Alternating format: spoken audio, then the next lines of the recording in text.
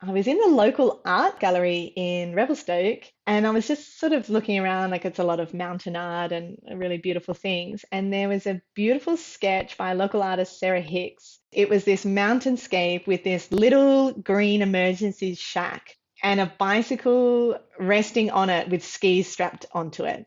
And I froze and I just thought, oh my God, I've never even thought about putting skis on a bike. Like that's a whole new level of excitement. And I couldn't believe it. And I like took a photo of this big sketch and I was trying to find like, oh, like I got to find out more. This is awesome. And I immediately like in my head, I was like, oh, I've got to do that. Like, absolutely. There's no way I can't not do that. Welcome to Seek Travel Ride, where we share the stories and experiences of people taking amazing adventures by bike. Whether it's crossing state borders, mountain ranges, countries or continents, we want to share that spirit of adventuring on two wheels with our listeners.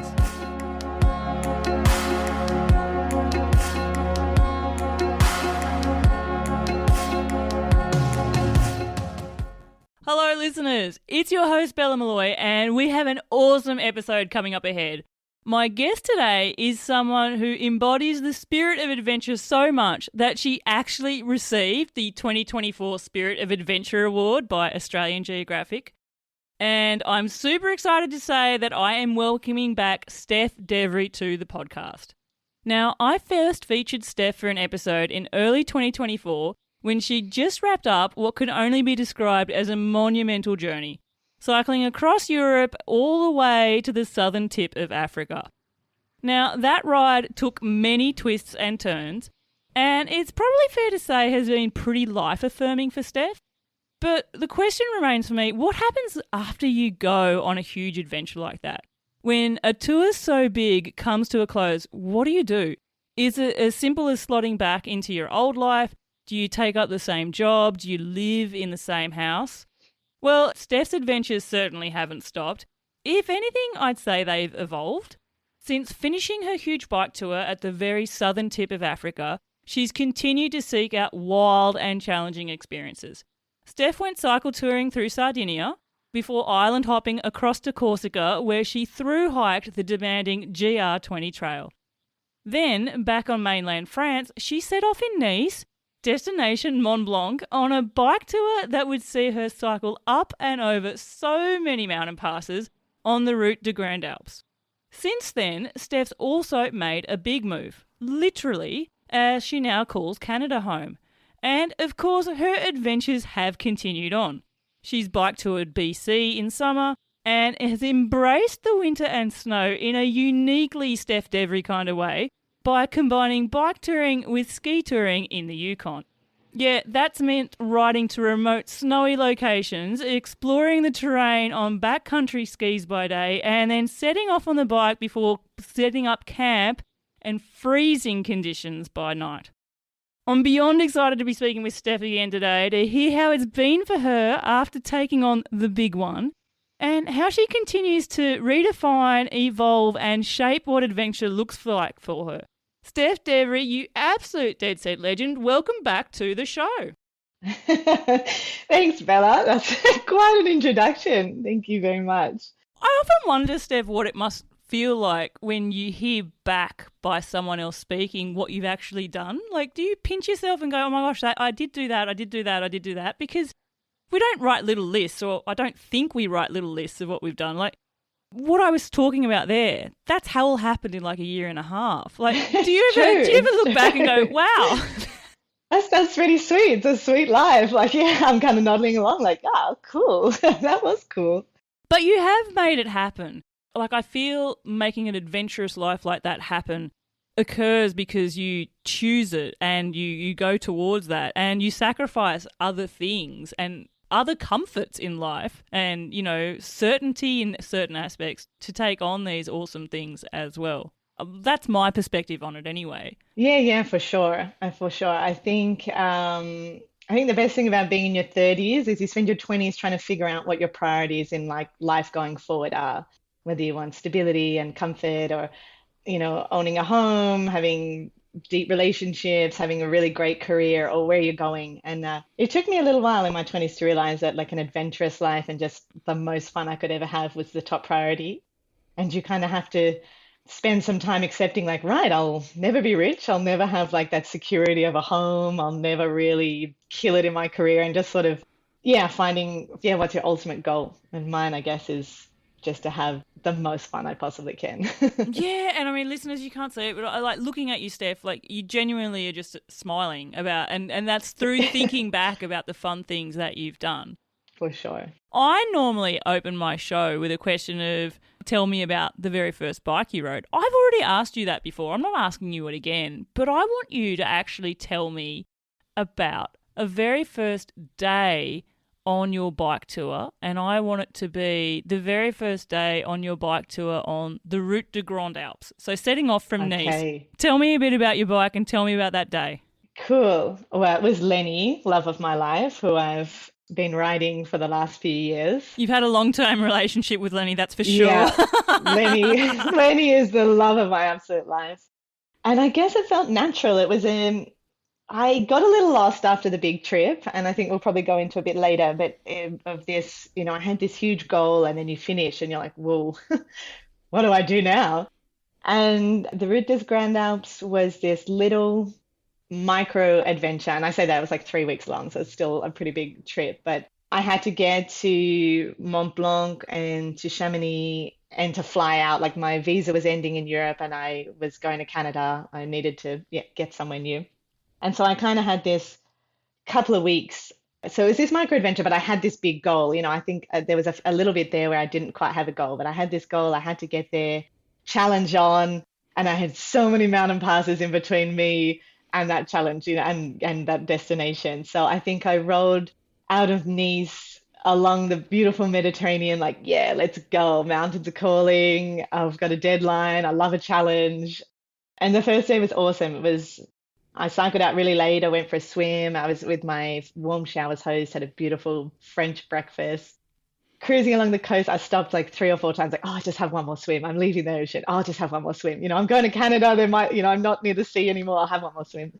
I think I went through Monaco, which was like just a bizarro sort of, Oh my gosh, it I, is. you know, it took me like 20 minutes, but you're like the super rich, wealthy, rich and famous sort of, I don't know.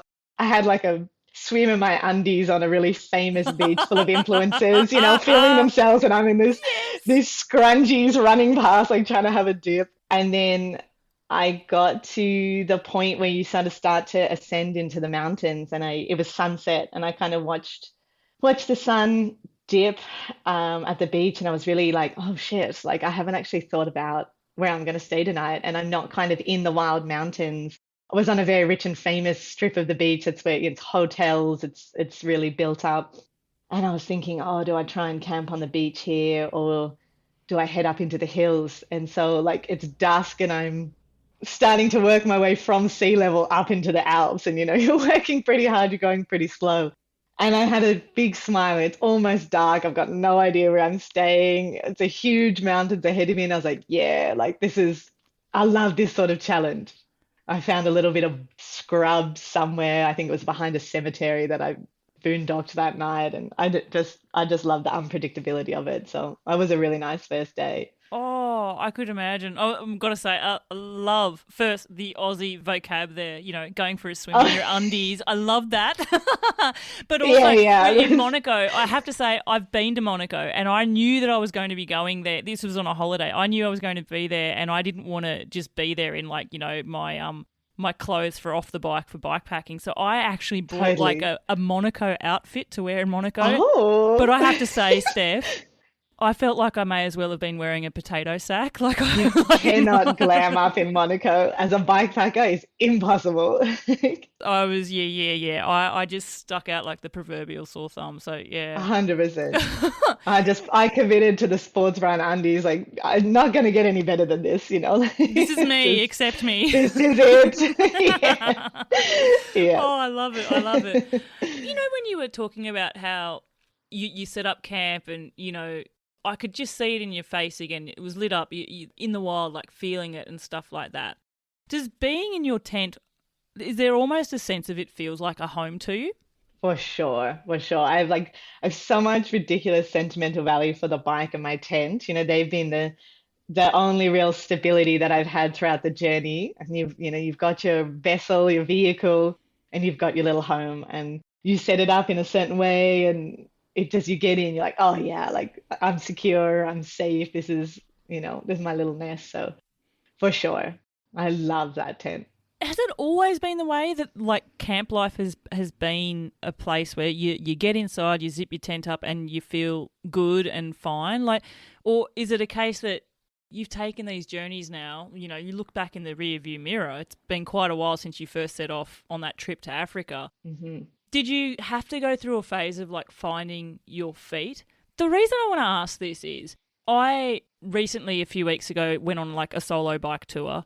And it took me, I think I was on day, let me count this, I think it was day 3, maybe day 4, before I saw my first other solo female out there on the road. And I was like flagged her down, and like the poor lady, I almost assaulted her. I was like, Yeah. hello, I'm going to cross the road, I'm coming back, stop. and like, Yeah, yeah. and you know, she was an awesome, awesome person. Adele, who is from Bordeaux, and she was travelling from Bordeaux to the Mediterranean and then was on her way back up north, and she was having an awesome adventure, and she was wild camping, and I was like, oh, how have you found it? And she's like, oh, it's been okay, but I feel okay. I've got a knife and a hammer. And I was like, whoa. Wait. Yeah, but that's what's making her feel safe, because she still Yeah, has totally. this fear that we have pushed on us all the time. Totally. Did you have that when you first set off as well, and you've sort of shed that from your skin through experience? How has it been for you? Because it made me sad to Yeah. think that and I can understand why she's done what she's done, but the idea that you need a knife and a hammer to make yourself feel Yeah, safe.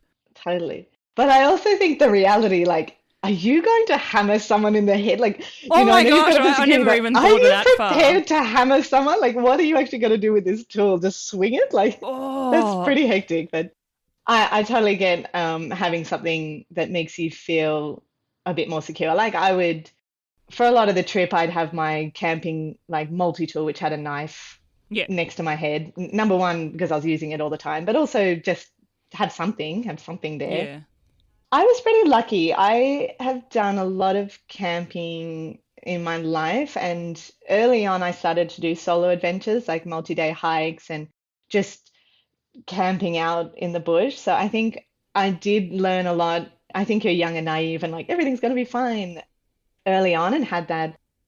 I did have a good foundation of camping solo, and I think a lot of women do reach out to me and they just say like, "Oh my God, how do I start this? Like I'm so afraid." And that's a huge hurdle to get over. And I was pretty lucky that it wasn't a huge, huge hurdle for me. And I really respect the women that are out there, like super terrified for a few nights or a few weeks and just going, just keep going, because that's awesome. And I think that's sort of what you almost have to do. Take whatever it is that makes you feel safe, whether that's mace or a hammer or a whistle, or I'm not sure, an emergency beacon, or yeah, check in with a friend every few hours and just get over that uncomfortable unknowing. Like yeah, it's just the unknown. And I think in built up areas I'm a bit more hyper aware. You're really thinking like, okay, like who's coming around? Are there people walking their dog late at night? Have people seen me run into the bush? What's going on? But in true wilderness, like that's just my absolute happy place. Like I am so stoked to be super alone and out there. And I sleep really, really solidly. It's a really comfortable place, which is really nice. yeah. I was going to say, you've had some dreamy wild camps, whether we're Dreamy, talking about dreamy. Africa or, the French Alps or, oh Absolutely, my gosh, to even your winter camps as well. absolutely dreamy. Yeah. Something that really excites me, Steph, because I'm all about the outdoors and the landscapes. Hmm. That's a big, big deal for me when I want to do a tour. It's always those vivid landscapes that I'm seeking out. And I'm a mountain lover, so generally I'm in the mountains. But I really get excited on, what's it going to look like in the morning, and unzipping my Hmm. tent and Yeah. seeing what it's like. Hmm. I think I remember you setting me through something, you were unzipping your tent or something, and it was just, there were cows everywhere. Oh um, yeah. Yeah, for sure. That was in Spain. oh gosh. But if I was to put you on the spot and it'll be the first thing that you think of, tell me about a dreamy, oh my gosh, am I really seeing this moment of unzipping the tent in the morning and the view that you are hit with? Oh, okay. God, that's a hard question. There's Mm. literally hundreds and hundreds of camps. Just tell me the first one. Okay, the first one. I won't hold it to having to be your favourite, but it's the first one you think of. Okay, the first one, well, you're living in the Pyrenees, so this is probably a bit relevant, but it was on the Col de Bisque. Oh my gosh. Yeah, Best road, oh, best view ever. beautiful, Yes. beautiful. But I hadn't seen it, so I rode out there in the pouring rain. It was totally socked in, clouds everywhere. I hadn't seen it, and I was just climbing for hours, and it was beautiful. It was super quiet, just the rain's falling, and I'm cruising up. And I got to the summit, and you couldn't even see the sign. Like I just along the sign. I was like, "Oh, I made it to the col! Like happy days." And yeah, I'm just soaked. So I was like, "Okay, I'm just gonna push my bike into like I think this is the highest point because when you turn right, there's that little mound. There's kind of like a little hill." Yeah, yeah, yeah.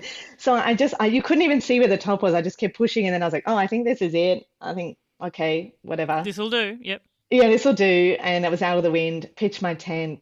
Super soggy night. So zip dab, having a tea. That's it. Good night.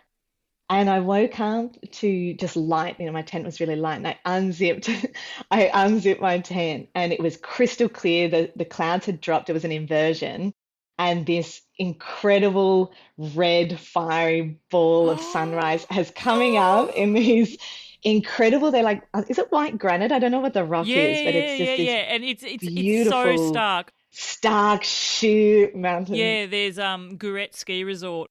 Exactly. Yeah, it's Yes, nuts. exactly. It's nuts. It's nuts. And I had unzipped it just as the ball started to lift, and my whole body was in shock. Like, I can't believe this is where I've just cycled to because I thought it was just like, I don't know, some rolling hills farm. I had no context, and it was like this unbelievable moment. So that was a pretty good one. That is so mega. Like your day, you're just on cloud nine forever that day. Absolutely. I nearly have a similar experience, not with a tent though, but with Orbisk, because the very first time I did it, it was totally socked in and I couldn't see Yeah. anything. Just no perspective. And I remember I was staying at like a bike lodge, like think of like a ski lodge, but it's just for Hmm. bikes. This is how big cycling is in the Pyrenees. These sort Yeah, of places 100%. I exist. mean, there's a giant bicycle statue on Obelisk. This is what I was going to say. So we were at dinner. We were at dinner like 2 days later, and this other group of Aussies that were touring were there, and I could see them showing photos of Orbisk. And I said, "Oh, could you mind? Could you just show me what it looks like at the summit? Because Yeah, we can't even really see ourselves. Like it was so foggy." And they showed me the pictures of them standing in front of the three big bikes, and I was like, "Where's 100%. that?" And they're like, Yeah. and I'm like, "I didn't see that." And these bikes are like, what, 10 meters tall or something. And they're 8, but they're huge. Oh yeah. Like I've got comical photos of me like standing on the big bikes ever since. I've done it before, but Yeah, yeah. But the perspective that you're talking about, you get to this place, you're feeling okay, and like the mountains are so atmospheric, even when it's grim and foggy and totally. wet. But yeah, to open up to a fire of a sky, Yeah, over the Pyrenees. you might even hear like a cowbell or something. Yeah, ringing through the valleys. Yeah. Yeah. Oh, I Yeah, that love was it. and that was quite early on. A couple of months in, but that was like, holy shit. Like, that was a really special moment. Oh my gosh, I remember I camped up at Gavarnie It was with my husband, and beautiful. I remember like I just could not wait to see like unzip, and we had the view straight onto the Grand Cascade, which is that 400-meter waterfall that comes off the big Just cirque. And I wild. just kept joking to my husband the whole day. I go, "Oh, the waterfalls! They didn't turn the waterfall off. It's still running. Like Yeah. it just almost looks fake. It almost looks like it's a big Yeah, green it room, right?" does. With that backdrop, it does. It looks, yeah, it's wild. There's so many adventure stories we get to dig into. I can't wait, Steph. But I do want to take the time to talk about looking back and reflecting back and stopping. Mm. So, Africa, your big tour through Europe from Sweden all the way down to Africa. And I think that was over a period of how many years? Like it was 2 and a bit It's like two years? and a half, yeah. Yeah. It was 3 years, but I had to take a couple months out for that knee surgery. But yeah. So, a huge chunk of your life, daily experiences, experience on experience every day for so long, life Hmm. changing stuff. Coming back, doing the thing, finishing the thing. What was it actually like for that period of time when you had stopped and it all was in the rearview mirror, and it wasn't that you had this goal to still work towards of I still need to get to Cape Town, like you'd done that. What was that like to just be settled in space? Yeah, it was wild because like Cape Town had been a dream took him probably 5 years of like, okay, I'm going to work in London and then I'm going to Cape Town. Okay, I'm going to leave Australia and then I'm going to Cape Town. And I got to Cape Town. I was like, oh, I did the thing, like, and it was this big dream of like, I might not make it. I don't know. I don't know what's going on. Like, will I even survive? And it's like, oh no, I did the thing. It was just really, really fun, like hard and really fun. And so there was this kind of, I spent a lot of time on the bike actually through the last stretch through Namibia, coming through the desert and South Africa, kind of thinking like, okay, what's next? Like, what are your next challenges? What do you want to do? And you have to kind of have a bit of foresight into like, okay, what visas, where are you going? Go back to Australia. I needed money. You're gonna have to work somewhere. So like very practical things start to come into play. And so I had decided I was going to go to Canada. We get another visa before you're 35, and I was hitting 31 by then. So it was a kind of a good opportunity, like, okay, like, yeah, let's use that. I can work, I can sort of have this settled just for a moment, have community, take a beat. And so that was sort of the goal. But I wanted to enter Canada in summer, and I finished the bike trip in like February, I think. So I had these months. I think I was going in July. So I had quite a few months intermission.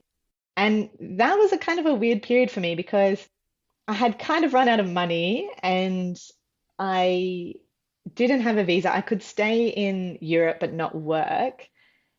And I wasn't really drawn to go back to Australia.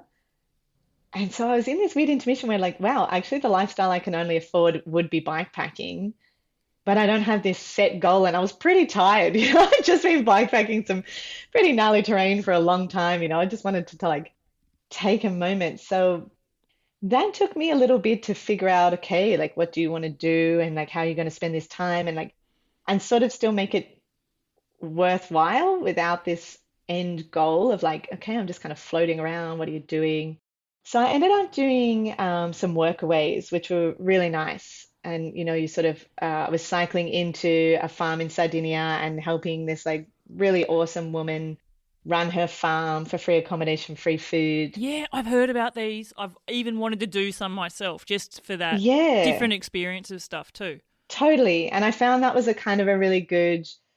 I had a goal. I was sort of working for food and accommodation, but I was also had this moment to just like, let's just stop. You don't have to be cycling every day or move on the move. Like it's nice to just like, okay, this is my, home for the next 2 weeks or something. So I think that was awesome. But it took me a while to unravel. Like all of a sudden, yeah, you've been through Africa and been living this like pretty wild lifestyle. And that was my identity for so long. I'm bikepacking to Cape Town. This is a big trip. And then you pop back out on the other side, and I was kind of just traveling, just I didn't have this big epic thing that I challenge that I was doing. It was just cruising around, working on a farm in the sunshine. So I think that was a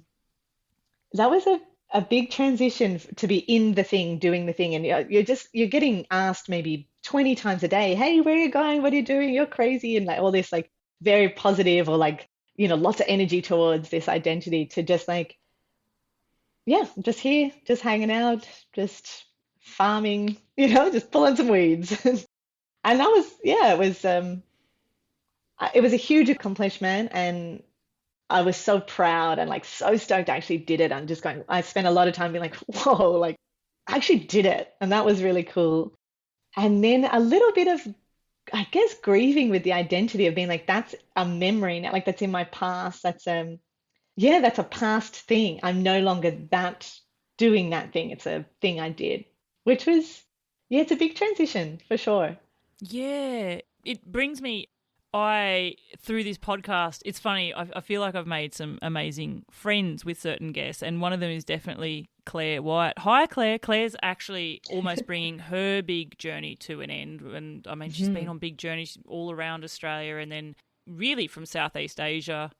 And then Mongolia, and she's about to finish her trip up in the UK. So she, similar to Cool. yourself, Steph, has been on the road for ages, and Mhm. she had a question for you, which was because Oh, I cool. guess this is actually her thinking about what you were thinking about in Namibia. Her journey is Mhm. coming to a close soon. She's about to be in the UK, and she's talked about, needing a job, needing to have money. getting Hmm. back into a settled life and the things that she's looking forward to, family and community, like you were saying. Hmm. But she also wanted to know, like, do you have surreal moments looking back? Like, do you ever look back and look at memories and think, holy whoa, like, that was me. I did this. Like, this is an experience. Like, it was actually me doing that. Like, do you ever look back with that sort of surreal lens as well? Yeah, 100%. 100%. Because now, I'm doing lots of adventures and living a really awesome life at the moment. And I don't really talk about Africa and like the big trip that much. And, I'm not sort of saying, oh, look at all these, look at what I did, la la la. So it doesn't come up that much. And then every now and then you'll just, I don't know, get tagged in something or stumble upon a photo on my phone. And it takes you back to that moment, like sitting in a scorching desert with my ground tent, like ground sheet as a shade, just eating some sort of like soy pieces from a pot, and you think, whoa, and all the memories, all the feelings like rush back, and you think, holy moly, I did that. I was there, but it almost sort of feels like this.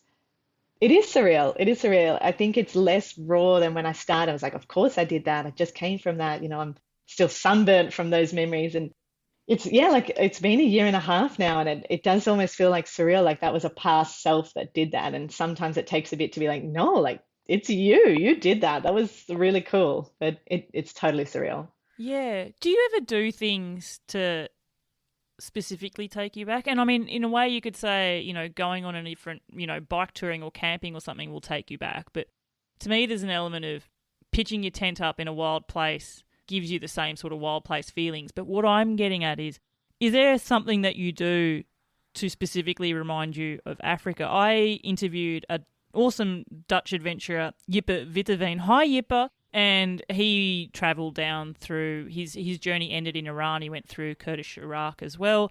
And Hmm. something that he did was he bought himself like one of the little tapestry rugs there. And when he's back in the Netherlands, he sometimes has his evening meal or on that rug just to Oh, take him cool. back. Yeah. Do you have Oh. something that you do that would take you back to Africa? Like, is there a certain type of food or a drink that you would have, or like, is there something like that you do?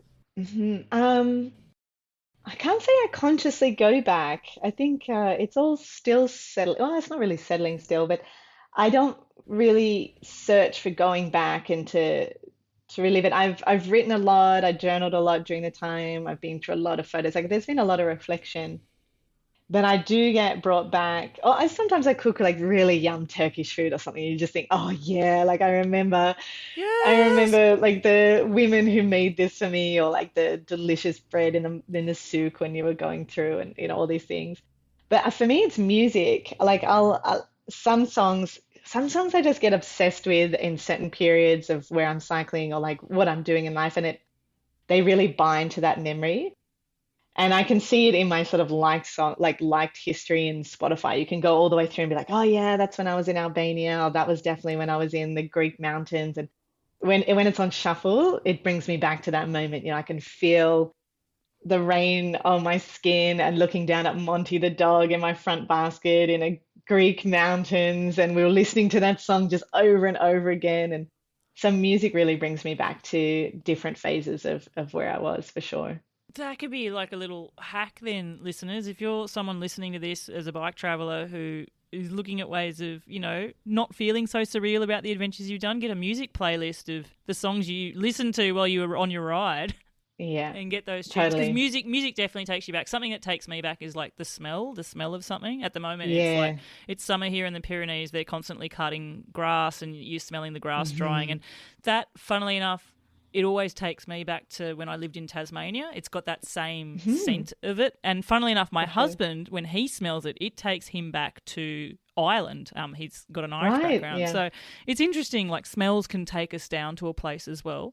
And actually, I do consciously think back at the full moon. When I watch a full moon, I think about all the places that I've seen a full moon rise. Oh And wow! yeah, I do that. I do that often. And I was on a beautiful beachfront in Greece watching it rise over the Med. I was in the desert in Saudi Arabia watching it rise over mountains. And I really think back to all the big full moons that I've seen. I was in Burundi with that, I think it was like a super blood moon or something going on. And I was on this, yeah, I can think about all the different moments and where I was watching a full moon. I actually do that quite a bit. So yeah, I guess I do connect it. How mega is that? I love that, and it's Hmm. something that would hit you, like even if you're looking at the moon and you know the moon illusion when it's so big on the horizon there and stuff. Yeah. Like just the things, like what an awesome thing to be able to do. Yeah, yeah, no, I do that quite often.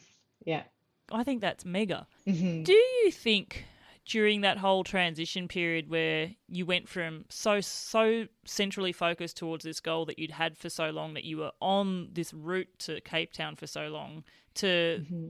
that transition period to I'm going to Canada, but then not really having that sort of purpose or direction with the goal, was there ever a hint of like what we would call post adventure blues?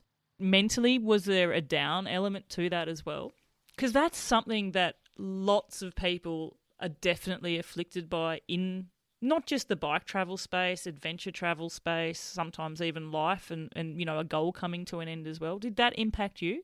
Yeah, for sure. I think, yeah, and I've had that a lot with traveling, and it was something I was quite conscious of. That's why I didn't want to go back to Australia. I think coming, like slamming back into what's very familiar to you can be really heavy. Your same friends, same jobs, same place where you lived. It's just like, whoa, it's kind of, you almost feel this stress that the thing you just did didn't happen or it didn't change you, and you're fighting with that emotion. I've found that a few times when I've been traveling.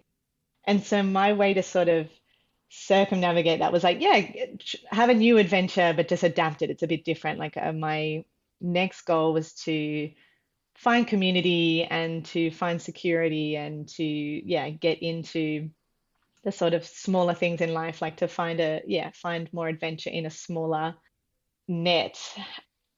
And what I found really difficult, yeah, I mean, I was on the road for a bit longer. I flip-flopped around. I went to Sardinia and Corsica, and I was in Morocco for a bit. But what I was really battling with was you're so stimulated when you're on the bike. You are seeing new scenes every single day. You're eating new food. You're talking to new people. You have no idea where you're going to camp that night. Everything's so new. Your brain's like just firing new challenges, languages, where you're going to camp. You've got to get food, got to get water, blah, blah, blah.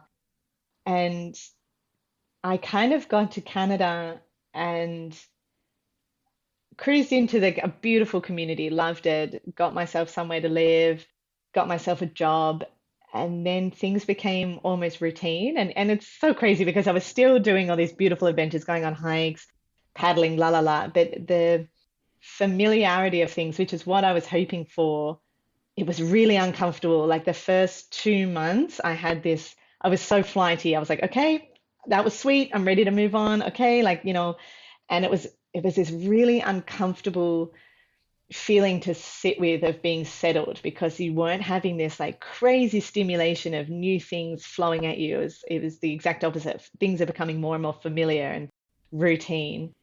And I think it's awesome to break that cycle because if you just yeah, I think it's nice because you have both perspectives and you have it real settled, and then when you go adventuring, you're like, wow, everything's so new, and then that can become pretty standard. So then you settle and you're like, okay, it's really nice to have all these things around me. But I think that kind of took me by surprise. I thought that all I wanted to do was stop and to rest and to have the security of like a bedroom and cook all your own food. And it was really nice to do that. But I crave the stimulation. I crave being on the road and seeing new things and meeting new people. And it was a hard first, I'd say 2 to 3 months of just being like, okay, like just take a breath. This will get easier. You do want this in your future instead of just being like, ah, I tried. I'll get on the bike. Who cares?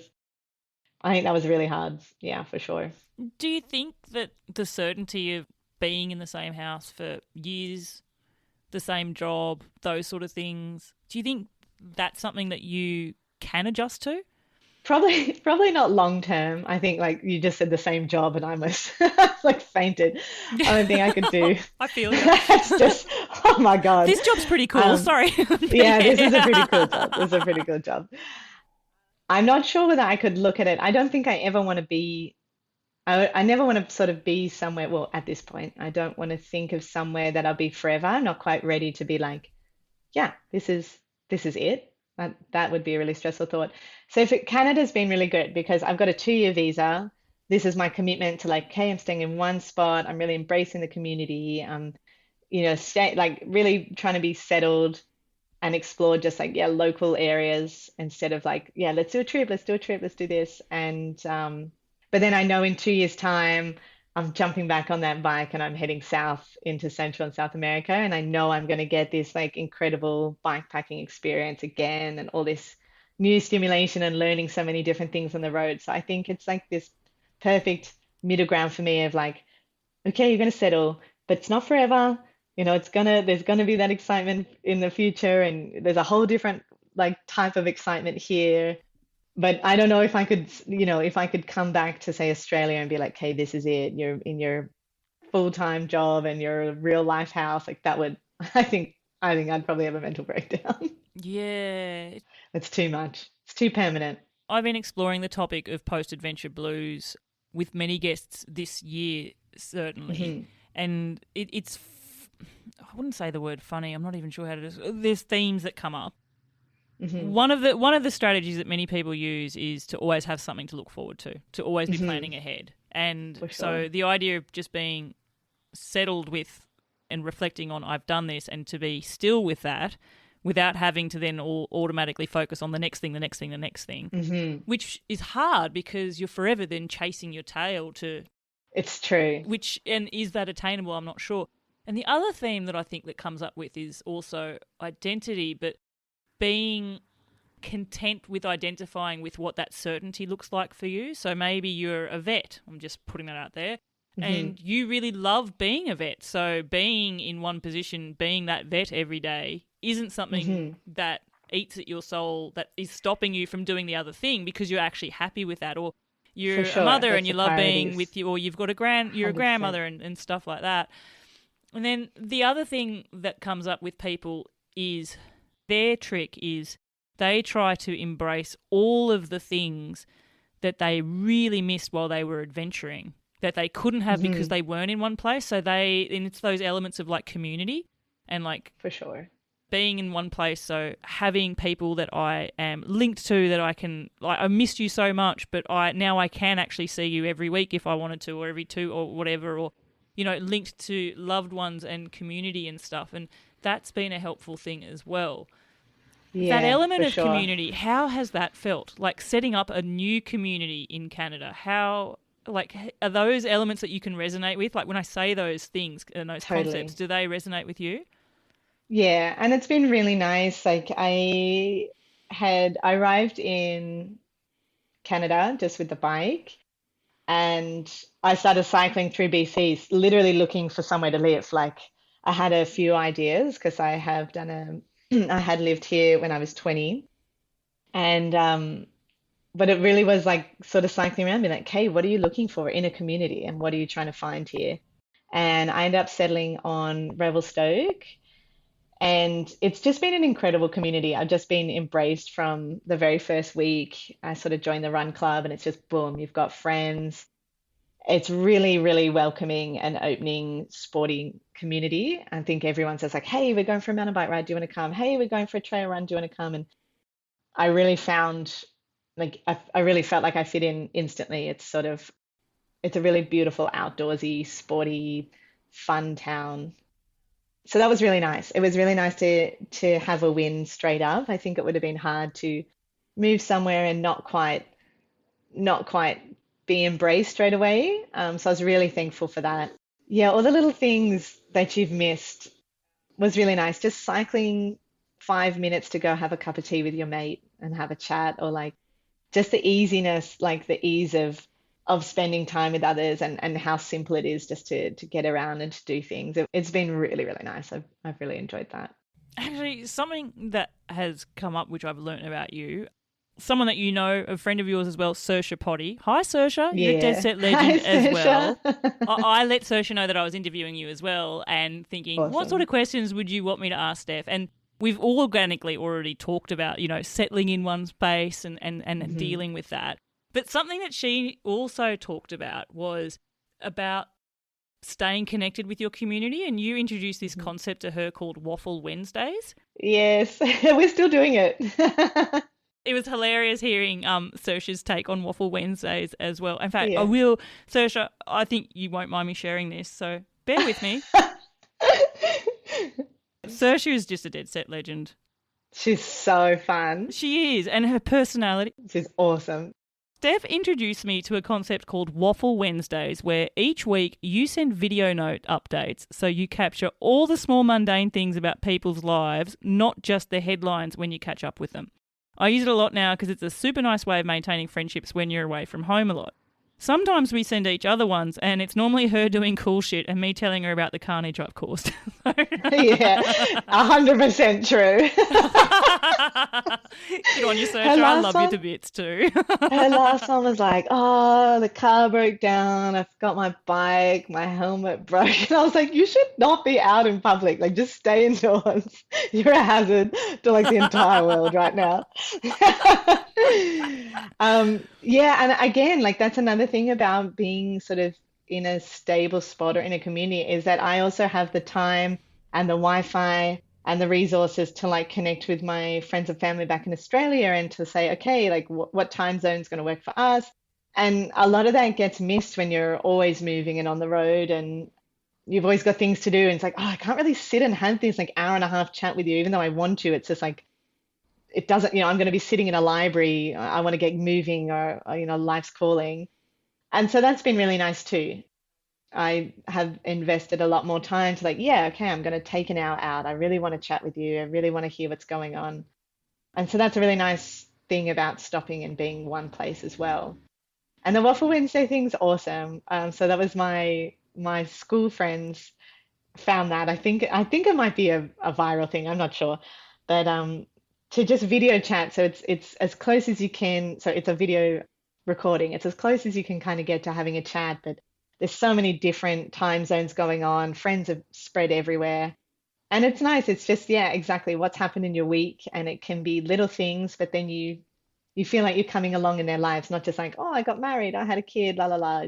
It's oh, my boss said this, oh yeah, I got a raise, and like this person said this to me, and then the next week is like, and then they said this, and everyone's like, oh no, like it's the smaller details. It's the small details that you'll miss out if you're only catching up every couple of months. Where Totally. you're only talking about, wow, well, when I was in Namibia, blah, blah, blah, or something like that. Totally, totally. Exactly. Oh, I finished this bike ride. Cool. It was cool. Not, oh, I had a heat stroke and I was out for 3 days on, whatever it is. So yeah, Waffle Wednesday is a really fun concept. Yeah.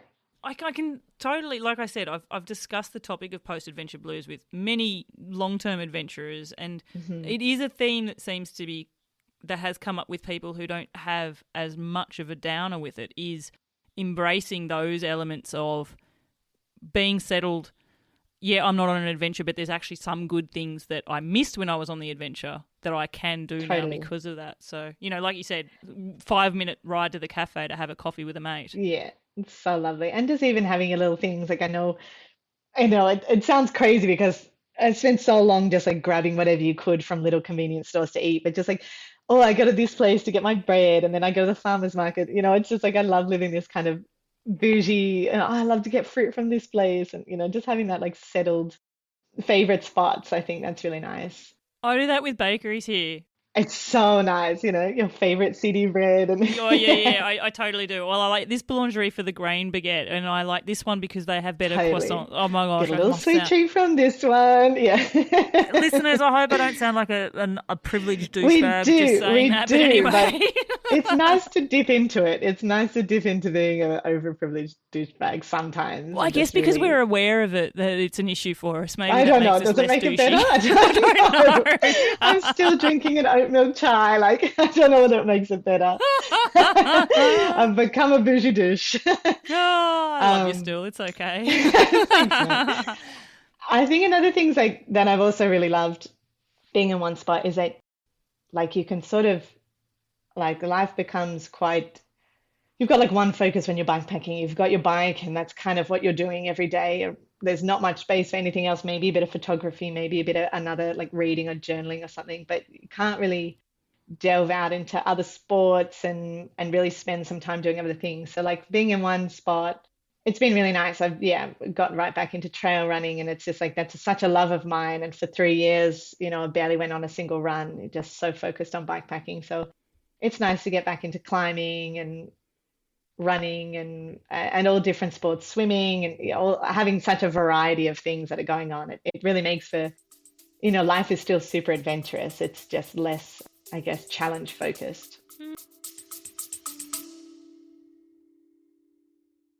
Listeners, I want to talk about sunglasses and I want to give a huge shout out to Ombras. Specifically, I've been rocking the Refugio Sunnies, and these things have honestly been a revelation for me. Now, I don't know about you, but I have had the heartbreak of breaking much loved sunglasses before. My favourite pair snapped, and seriously, I tried everything to fix them. I even had a friend try and reintegrate the arm for me. I tried to go back to the original supplier and it was a discontinued model and I had absolutely no luck. Anyway, I have recently switched to Ombras, and here's the clever part. They actually don't have sidearms. Instead, they use this lightweight cord system which sits comfortably around your head and they stay perfectly in place. Seriously, they do not slip, they do not roll down your nose when you're riding and your nose is sweaty or you're heading down a descent. You don't have to continually move them around and shift them. And the other thing is they have no arms to break in the first place and they don't get tangled in your hair. That was an unexpected great thing, and trust me, if you've seen a photo of me, you know that I've got some pretty wild curly locks, and not having sunglasses get tangled in there is a great thing as well. But here's the real kicker. For every pair that they make, Ombras plant 20 mangrove trees. So they're producing stuff which is brilliant for your bike adventures while at the same time being absolutely awesome for our planet as well. If you want to check them out and support the podcast, head to the affiliate link which I have put in the show notes. Honestly, once you try Ombras, you're not going to go back to your conventional sunnies. I do like that you can build routines around other things as well. Like you have time Totally. to do that. It's And you were talking variation. about, joining a run club. It was something I noticed when I had a recent trip to Australia was just how big run clubs are. They're huge. Yeah, Oh my huge. They're goodness. huge. It's Yeah. such a nice vibe. It Yeah, is quite I think cool. it's become a thing. Yeah. Something totally not related to run clubs or being settled in one place, but I did want to ask. You mentioned Monty, which was the little puppy Yeah, that you found in Montenegro, I think, and yeah. you found hmm a forever home for Monty. How's Monty going? Monty is flourishing. Monty's living the best life ever. Like that little stray dog that was found covered in ticks, freezing in Montenegro is like living the bougiest life ever. She's super, super well. My friends have just had a baby, so she's like someone's first pet. I Oh have my like the gosh. most beautiful memories of my first dog as a child, and they're going on these gorgeous adventures all together, and it's so wholesome. It just fills my heart completely. Yeah, she's really, really happy and healthy and looked after, and she's living the best life for sure. I'm so stoked to hear about Monty's best life. Yeah. Because actually, we were talking about Claire Wyatt before and stuff you had in hmm common with her. I've nicknamed Claire the Puppy Whisperer because on Okay. on her ride from Mongolia, the amount of times that she has found and helped A out little puppies along the sidekick. way as well, Oh, absolutely. Because it was in Sardinia, you found, I think you nicknamed it Sardi. You were touring with yeah, your mates another and you found puppy. another puppy that you managed to find a home Yeah. for as well. Yeah. Do you have any connection to Sardi still, or was that rehomed in Sardinia? Like, Yeah. Sadie was a short journey.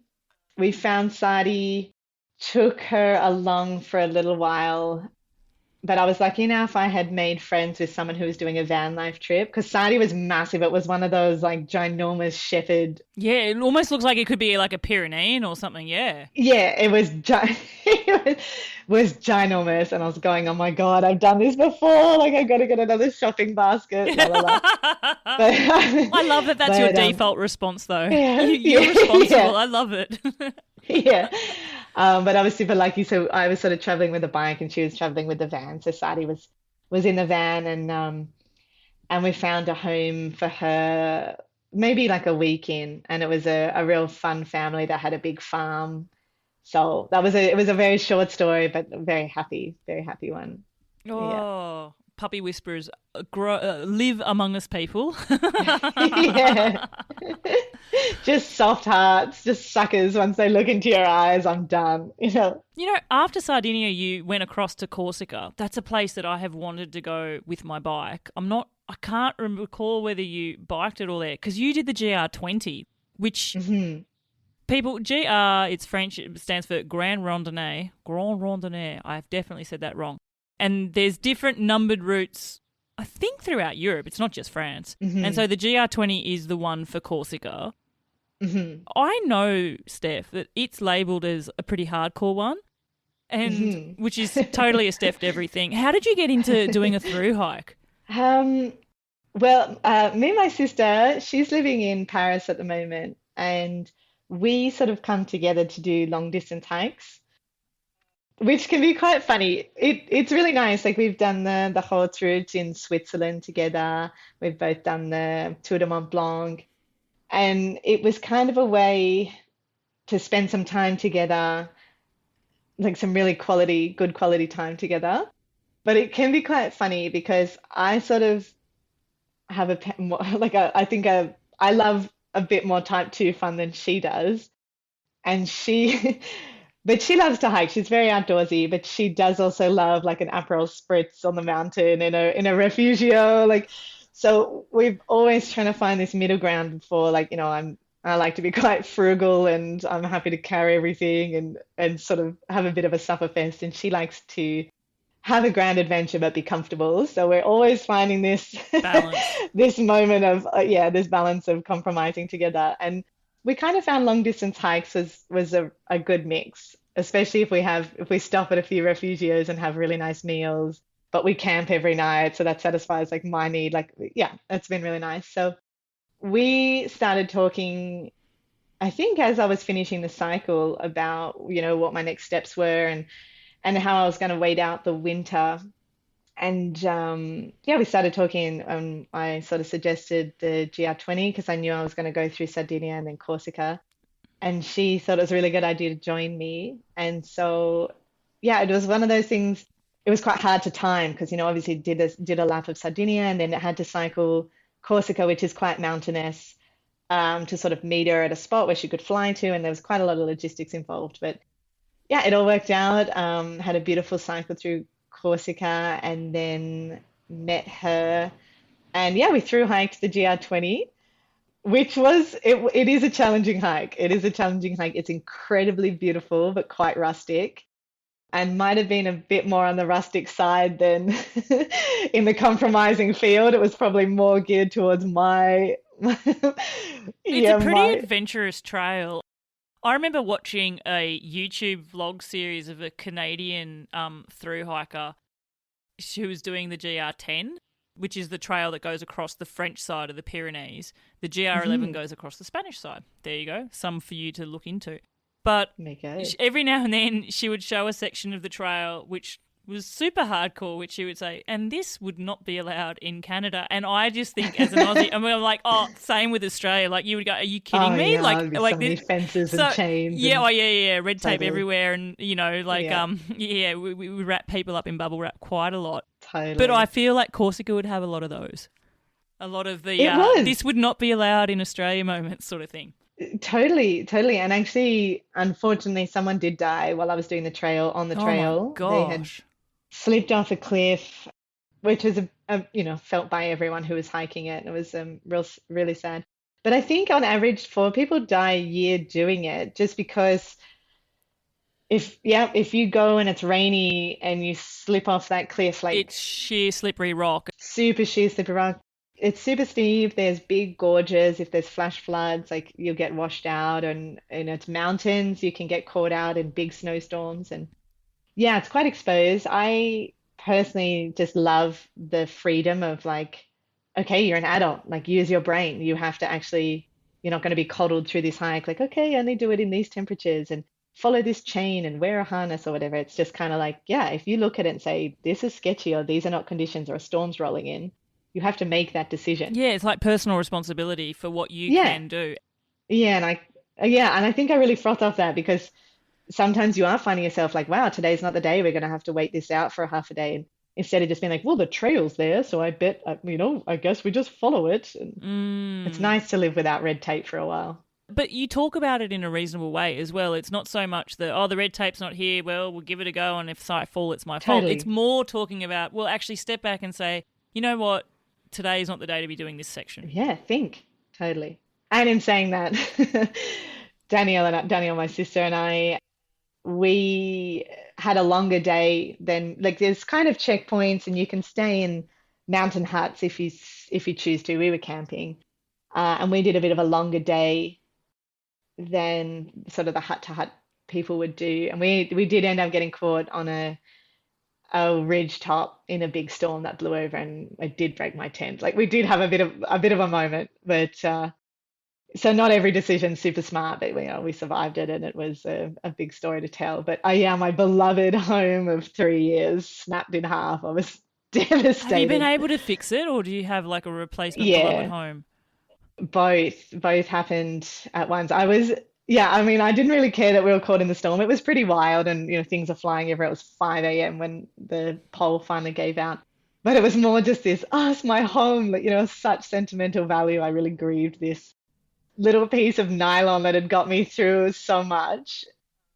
And I thought it's a Big Agnes tent. I hit up Big Agnes, and they're like, "Yep, we'll send you out the replacement part. No worries." So I decided I had that sent to Canada because there was no point. It was a couple of Having it, weeks, and I yeah. was yeah. And so yeah, I had a broken tent for like the Route des Alpes. Yeah, for quite some time, a month and a half of just this real sad because the poles broke, and so I So had did this you have to like do like a MacGyver bodge job or something? yeah, I was MacGyvering. There was so much duct tape and zip ties involved, fully MacGyvered. How many And how every many now and then how many it'd just things of duct collapse. tape and zip tape fix though? Like it just Oh, works sometimes. everything, everything. Even my soul, like everything can be fixed with duct tape and zip ties. I've got to Everything. clip that up. Yeah, 100%. I do promos on Insta with like photos of people in dreamy landscapes, so that's going to be yours. Even my soul can be fixed with duct tape. Yeah. I love it. Everyone's gonna be like, does she need help? Is she You know what? okay? I reckon Saoirse could agree. Yeah, so she needs two rolls. She needs double rolls, extra zip ties. When she gets there, she's always got a smile on her face, and She's just she's so energy. adaptable. Oh, Yeah, she she's is. She's just awesome. energy personified. And the community that Saoirse's building as well is brilliant. She's actually Isn't it just so she's cool? just launched some new events that are happening at the end Hmm. of July in Yeah, Ireland. the And party shirts. yeah, the party shirt one, which I love because the premise behind it is that the funds raised through that is to buy like a community pool of bikepacking gear to help Yeah, other people who don't have it to get into it. Like, how awesome's that? she's awesome. Yeah, she's really jumped in the community, like into the community bikepacking and run with it. It's so cool to see, and it's super inspiring. Yeah, she's absolutely awesome. Just comes from a genuine place. I think that's what I love the most. Totally. It's really genuine. I actually got to catch up with Saoirse because we met in Namibia, and I got to catch up with her in Northern England, and we spent a week together, and it was just beautiful, like sort of seeing her community and how much she cared for the bikepacking community and in the UK, and how much she really wanted to get people into it. It's awesome. Oh, and it's happening as well. And well done to you, Yeah, it's Saoirse. You're a really ledge. successful. Yeah, she's a ledge. A hazardous ledge. 2 rolls of duct tape and 5 packs of zip ties. She's gonna love hearing this, honestly. Oh, I know. Oh, So your tent was broken for the Route de Grand Alps. And yeah. you were in the mountains, like you were talking about. I mean, mountain Yeah, weather broke your tent, and you were yeah. about to do. I think it's around 600 kilometers, isn't it? Up and over. I don't know. Something like that. I feel bad. I should have researched and told you how many I mountain mean, I should summits you went remember. through, but I can't. Heaps. Just heaps. Heaps. Heaps. I want to. So, how did it held up? Okay. Like, did you have some bad storms that you were like, oh, this is going to be interesting? No, it was pretty cruisy. I mean, duct tape do wonders. Mm. I did MacGyver it pretty well. It needed a couple of repairs every now and then, but it was fine. It was more like it just turned into this like kind of sad teepee.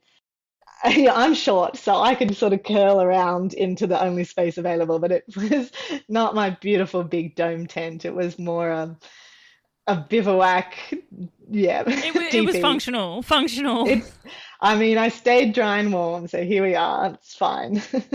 It looked like a mega adventure, and it's right up my alley as a mountain lover, Steph. It's one that I've sort of got 100%. earmarked for myself to do because I've done the equivalent, which is across the Pyrenees.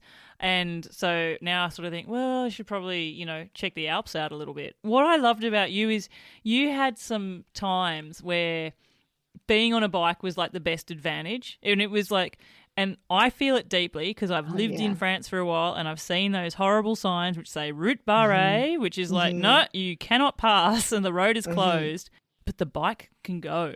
And you had this a few times, I think. I think, was it on the Quite Chima a de la bit. Bonnette? I think they were like, oh no, the summit's not open. It's not going to be able to happen. But you made it happen, didn't you? Totally. It's a funny thing in France. Like each country you go to, you kind of have to figure out what no really means. Yeah, You yeah, know, Switzerland, Germany, no means no. Like that yeah. is, that is forbidden. No in French is more of a soft no. It's like, nah, you shouldn't. Probably don't. Yeah, it's like the road workers also encouraged you on a Oh, bike to go totally, through. totally. I know. It's like It's they lay the red carpet down for you as well. yeah. And it took me a while because you're like, well, it says no, and oh God, this is going to be a couple of 100 kilometers detour, and I don't really want to, and you're just going one mountain pass, and then you're there, and it's going to be awesome. And so it happened quite a few times. There was road work, and I'm talking like there are fences up, route barriers, do I've not go been it. Yeah, through. yeah, yeah. Totally, like Those big the boulder fences are rocks that you blocking got to it. crawl your bike over. I had this a Yeah, couple of weeks ago. And but again, and it said Inter D, which is even worse, which is like into D, forbidden. into D, yeah, It's like yeah, forbidden. But I had a bike rider say, "Don't worry, on the velo you'll be fine." I'm like, oh, "Okay." And I get to it, and totally. yeah, it is like a 6 foot fence with boulders, and there was like a little gap, but you somehow can jimmy your way through. Totally. And the first time it happened, I mean, I had been through France before, so I knew it was a soft no. But the first few times it happened, like I'd kind of stop at the fence and you're like, oh, just like suss it out, we'll see. And within 10 minutes, there'd be motorbikes that are like going detouring Yes. around. There'd be bikes that are coming down the hill. Yeah. And then all of a sudden, like five dudes will jump out, move the boulders, and a sports car will be going through. And you're like, oh, okay, it's on. It's on then. It's ridiculous. And so I'd be cruising up and then all of a sudden you see the motorbikes, they've turned around, they're coming downhill and you're like, oh no. And the sports cars coming downhill, like, oh, they haven't gone through the mountain pass. And you kind of flag them down, being like, c'est possible, c'est possible, is it possible? And they're just like, maybe, maybe. And you're like, well, whatever, I'll chance it. And it was awesome. Like, yeah, it happened, I think 3 or 4 times. There was roadworks and everyone was getting turned around and I was like, nah, and you can see it at the top of the hill. Oh God. I was like, I'll just go up and see, just see.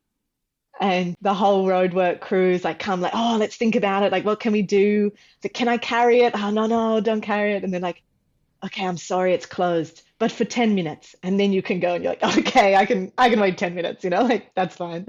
While they lay the road. Yeah, I know. And then they sort of usher you through. Totally. They love You would it. feel this, Steph, because as a bike rider in Australia is not treated with this amount of luxury by No, road workers. there's In fact, so much respect for bike riders. oh my gosh, yeah, it's like, whoa, the velos, stop moving the earth on the earth moving equipment and let the bike Yeah. rider pass. Bon courage, and they always wish you like bon route and stuff as well. Exactly. Totally. You high five all the construction workers as you're going Yeah. through. Like, it's awesome. I have had one experience where I've gone through where I definitely shouldn't, and I was waved through, and I was like, "Oh, was that like a joke on me, or was it?" and Yeah, yeah, I totally, yeah. sheepishly went back, but because I think you had that a few times though, which ultimately meant when you got through, it was car free for a while too, wasn't it? Car free for hours on these beautiful climbs that you can zigzag and take your time. It's a dream, it's absolute dream. It's a hack when it happens, and I guess also you then potentially when you're camping, you're also in a spot where there's not people There's no sometimes as one up well. there, totally. And I had this one, the big one. I actually forget the mountain pass. It was just before. Col de Iseran or Col de Galibier, Iseran. Yes, it's just before Val d'Isere. Like you drop into the top of Val d'Isere. Oh, I think it might be the Iseran. Yeah. I think so. I think it's that one. There was an avalanche debris that had covered the road. And so I was kind of going up and everyone was yelling avalanche at me and I was going, oh, like, is it currently avalanching? What's avalanching? Is there an avalanche? Like I couldn't quite figure it out. But lots of motorbikes were going up, and then I was like, oh, I'll just go see what's going on. But then they'd be coming down. You're like, oh no, it doesn't go, it doesn't go. But bikes, I don't know. You You could can put you up can with a lot on a shoulder it. bike. You can cycle Yeah, across over I an could over a snowfall. Yeah, absolutely. totally. And so I kind of got to the top, and it hadn't actually. It was a snowbank had collapsed. It wasn't a full avalanche. The snowbank had collapsed and had covered the road. So there was these very hotted up motorbikes that they were all trying to push it over the snow and then giving up and saying not possible. And I shouldered the bike. I was the only one that could get across, and it was like 10 meters of snow, 15 meters of snow. And I remember looking back and like everyone's going like, oh no, they have to turn around, and I'm kind of waving from the other side, and they're like, bon courage. See ya, suckers. Yes, see you losers. You should have pedaled up here. And then I had the whole mountaintop to myself. There was snow on the other side too, and I just had it's just you and the mountaintop, and you've just got there by pedal power, and you've been totally rewarded for it. And yeah, it's just awesome. It's Just like really you've cool won the first feeling. prize, haven't you? Like I look at you now, It's the and first this is prize. like this first prize for you is you're on top of a mountain with no one else around. 100%. 100%. And also the risk of going like, oh God, I might climb like a 2,000-meter mountain pass and be turned around at the top for it to go. And you're like, yes, I've just saved myself 4 days of cycling around this.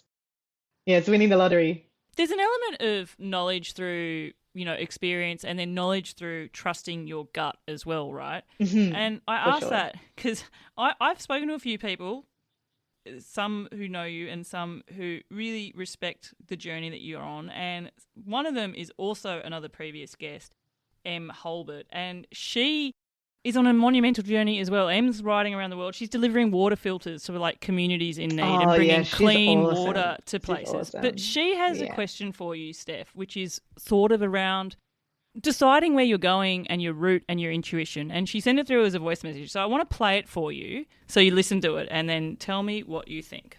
Hey, Steph. It's been so captivating watching your immense journey these last 2 years, and it was definitely a huge source of inspiration and excitement for me before I got out there. So thank you.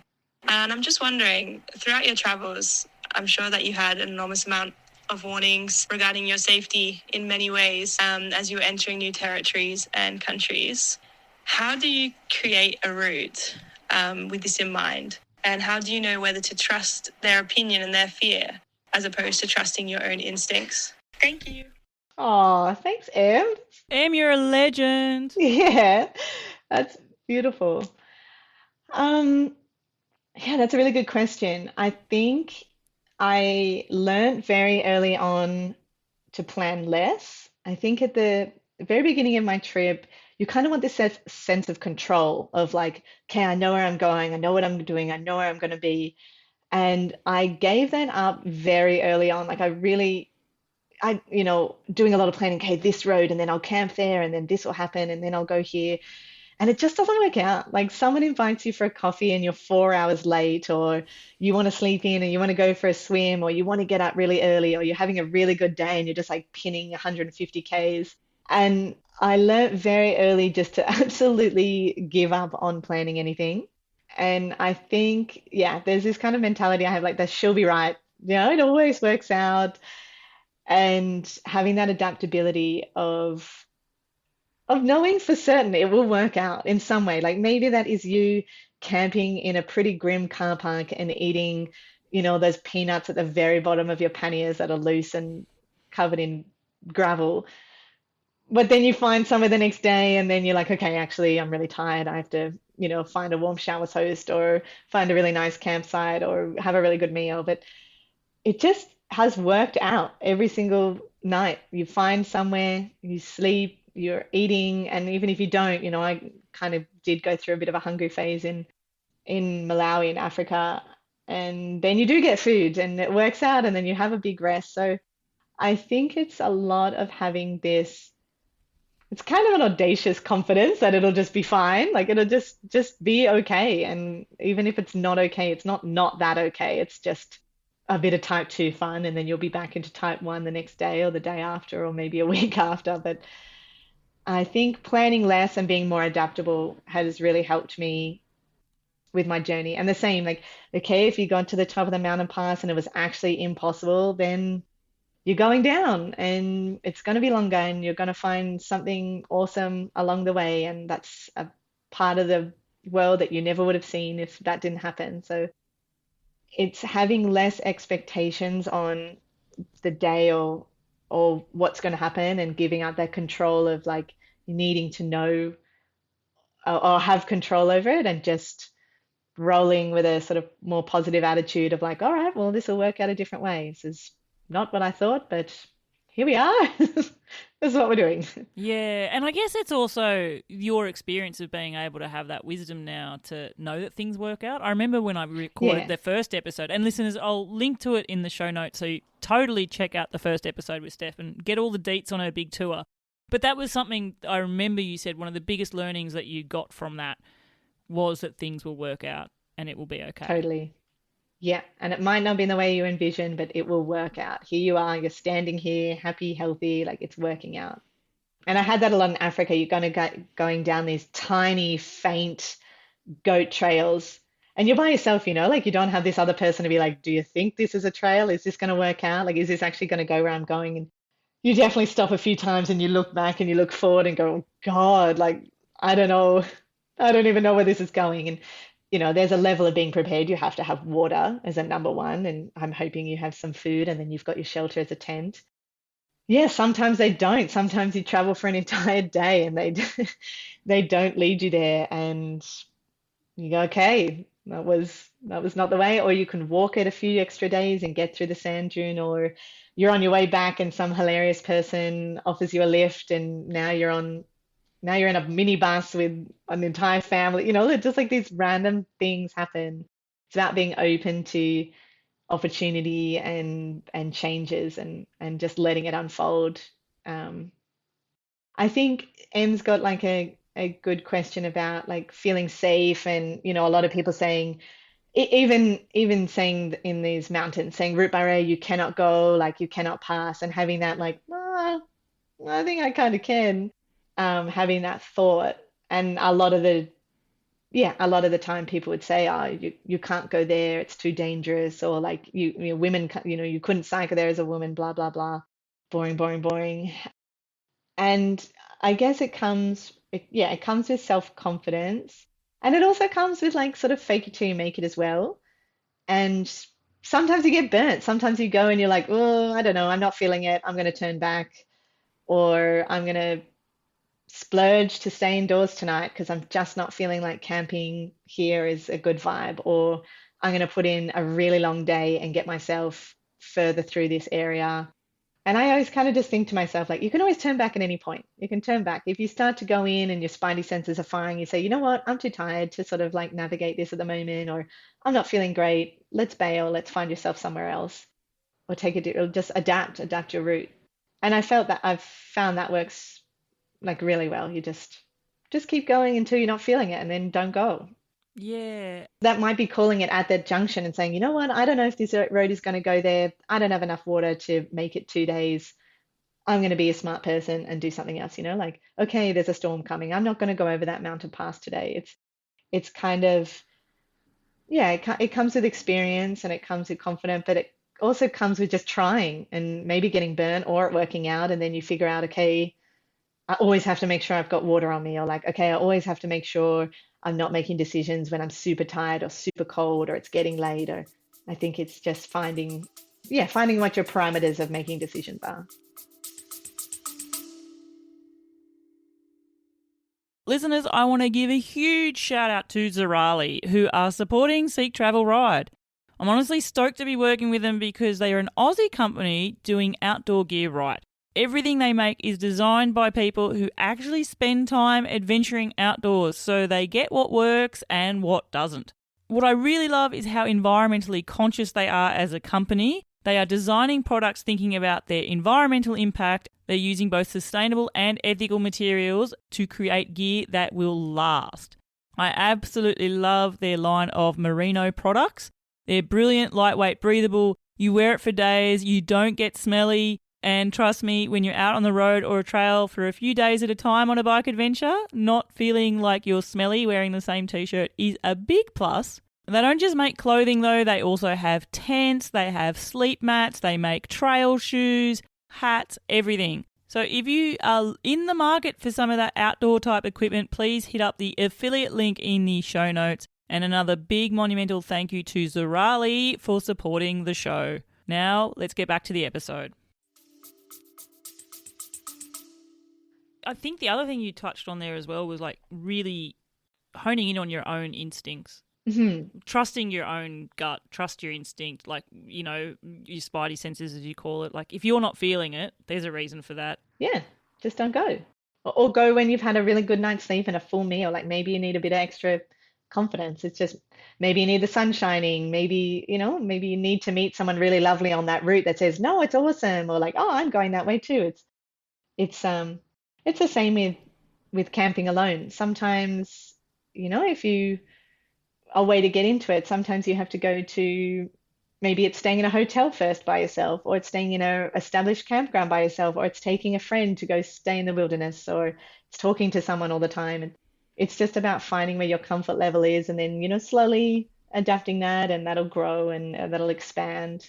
And I think for people listening to this where it's new and it is still scary is also understanding that it's not like everyone after persevering for a week and it's fine and it's gone. Like there are people who continue to do this for a while and still have those in waves, and For sure. eventually it becomes your safe space, your home, your happy place. But, you know, don't feel like you're not doing it right if you're feeling this.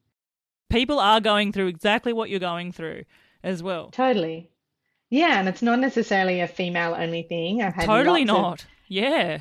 Yeah, I've had lots of people, lots of guys, you know, they're sleeping with their knives and their screwdrivers under their pillow, and like lots of people reach out to me, lots of men reach out to me and say like, how do you do it? Like I'm so freaked out in the woods. And yeah, it's just expanding your comfort. And totally, like even I'll have the odd night where you're like, I don't know, my spidey senses are firing. What's going on? Like I just feel I'm not loving this spot. Have you ever moved? Like, have you ever, like, set up camp and then not felt right and then actually left? Like, packed up?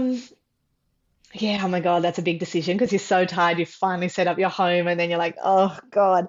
I have done it once. When I usually stop, and before I pitch my tent, I take a good moment to like feel what the vibe is, like sort of check in with myself, whether that's like having a quick dip or a little like douse myself with a drink bottle, like a little shower, or like cook dinner, or just sit there for like 10, 15 minutes. Like, are you vibing this? You know, what are you feeling? How far away from the road are you? How much like, you know, foot traffic's coming through here? Blah, blah, blah. Just sort of things rolling through my mind. I think I can only really remember moving once, and I was in a spot that was sort of accessible by cars, and I try not to do that. Oh, I've done that before. Big mistake. Yeah. Yeah. Top of the cliffs of Moa in Ireland. Oh, yeah. Yeah, Okay. that got you. Uh-huh. Yeah, and I already had a bit like, no, I don't love that like cars can just drive straight to this spot. And I was pretty remote. You know, you either want to kind of be like with nobody or with everybody. And it was that in between. And I was just setting up my tent, and this kind of man came in. He was walking his dog. It wasn't too intimidating, but he was really checking out what I was doing, whether it was looking at the bike or looking at the tent. Like he was aware that I was going to stay that night, and my body was just like, "Oh, I don't like being caught I'd be out." out. Bella out. Yeah, and sort of what I do, because like a few times I've had it where, like, I think it's sort of women are really sensitive to like if a lone man turns up, you know, and then they start to go, If that "Oh if my that was God." a woman walking a dog, you'd probably be fine, Oh wouldn't you? yeah, I different know. vibes. So what I tend to do with men, and what I tend to do when it is just when I'm feeling a bit intimidated by the person, I'll go straight up and talk to them, because you need to feel the vibe. Because a few times I've done that, and you're like, oh, there's this kind of a man over there, and you don't confront it, but your mind is going nuts. Oh, what if he's sass? I'm not sure. I go straight up. I need to go talk to you and feel your vibe. Where are you looking? Are you looking into my eyes? Are you looking, you know, are you a super cool dude that's been bikepacking? Are you a dad? Are you like, I don't know, whatever vibe. So I'll like, you know, you're kind of like, oh, fuck, I'm just tired. I would just love to go to sleep and eat dinner right now. I'm like, no, okay, I'm going to go chat. Straight up, hello, trying to get a vibe. And many times they've been lovely people, and they're like, oh, I saw the bike. I'm sorry I was looking, but I'm so excited. You know, like my daughter's on a trip, you know, who knows what's going on. And you're like, oh, this guy's a legend. I feel no stress. But this guy was just a bit I don't know. I was just not feeling super comfortable. So I was like, I'm not going to sleep a sleepless night tonight thinking all the things, letting my mind wander. So I was like, all right, all you have to do. And actually, all I did is pack up, cycle 5 more Ks, went down this like sort of embankment, and then rode totally could not access it by a car, rode all the way down this beautiful river, and I camped there and I had a beautiful night, super silent, no one could see me, all good. So sometimes it's not this big epic move of like, okay, now I have to spend hours getting away. It's just like I just need to reposition myself where no one can see me. Yeah. Yeah, I've done that once. I remember actually interviewing when I interviewed Ali Denham, who I think you've met as well, and Laura. I Yeah, think, we've spent a good time with Ali.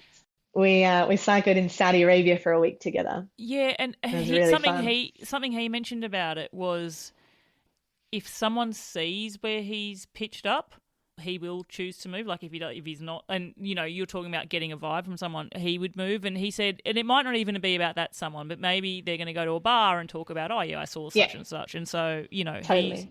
And that's coming from someone who is, gosh, how many years on the road has Ali been on the road for 10. now? Oh, it must be 12, 12 now. 13, maybe? Yeah. Hmm. Yeah. With Laura now Yeah, for through sure. Africa. Gosh, Yeah, they're in going through Nairobi at the places that would moment. bring you memories all the time now. Yeah, yeah. We're also doing Waffle Wednesday. We send each Oh other my voice notes. gosh. Oh, I Yeah, need it's an really in, nice. but I would be the most Yeah, let's misadventurous start one Waffle ever. Wednesday. Oh No, no. not at all. Not at all. And that's the whole point. It's about the little things in life. Alrighty. I want to change tact a bit here, and I want to go to your latest adventure, which was a Hmm. combination of two different types of sports at a different Hmm. time of year than you have normally been adventuring, like in winter. So Hmm. ski touring and bike travel. Hmm. I've seen some ridiculous, hilarious, awesome photos of how you get your skis on your bike, which is great. Yeah. I think actually how Yeah. they started and how they ended is different as well. Oh, Like you yeah. started it looking Yeah. like a bit of a TP tent, and then they And travelled just sort of more get them horizontally. on. Just get Yeah, them on.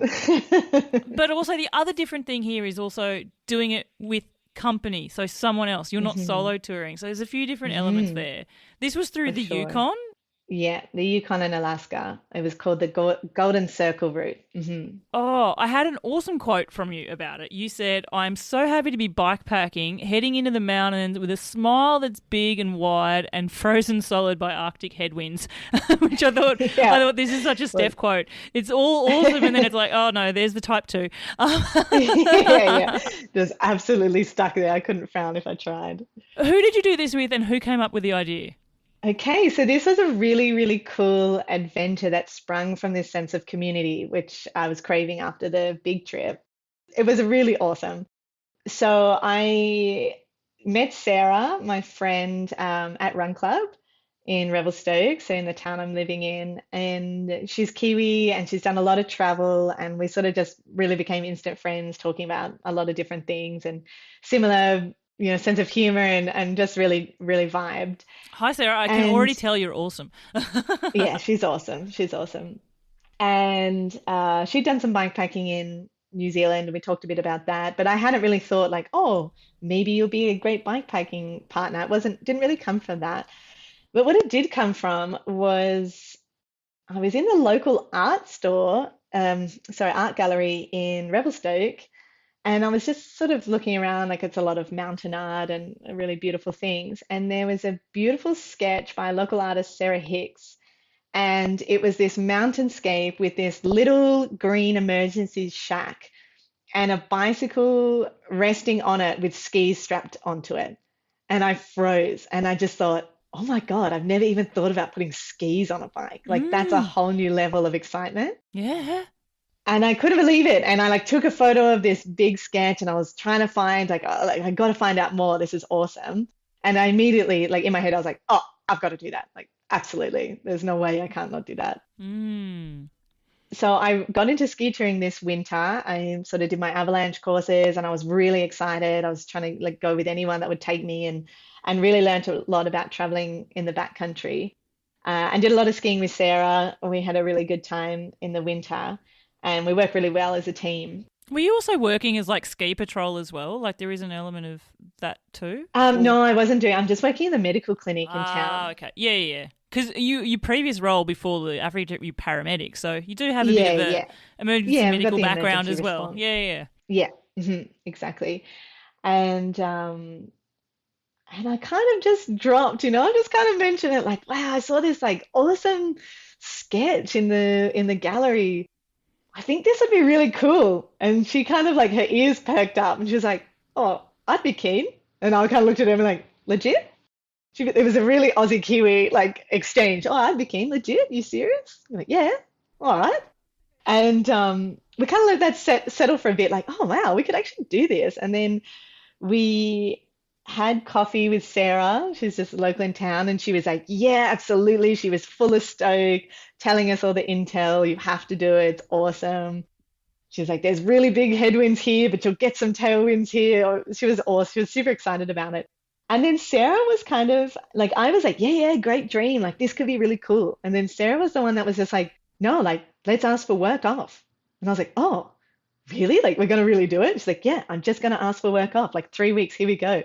And it just became really easy. She's like, yeah, of course we're going to do it. And I was like, okay, yeah, we're going to do it. And so we asked for work off. We went for a run and had a meeting strategy of like, okay, like what dates? And we just were like, yep, that's the dates. Whatever the weather brings, like, all right.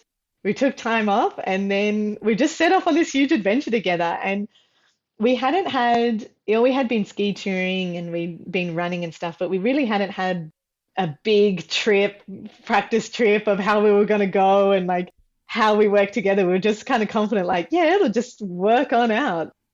And that was quite intimidating for me because I really haven't done any major trips with anyone. It's really been solo and sort of your decisions are your consequence. And sometimes, you run out of water or you're pushing your bike for days and it's fine when it's by yourself. You're like, yep, you chose this, and here we are sitting in type 2 fun. But Yeah. to have this responsibility with another person was like, wow, this is like pretty intimidating. We're bouncing off each other and our energies, and we're going to go through whatever we go through together, highs and lows.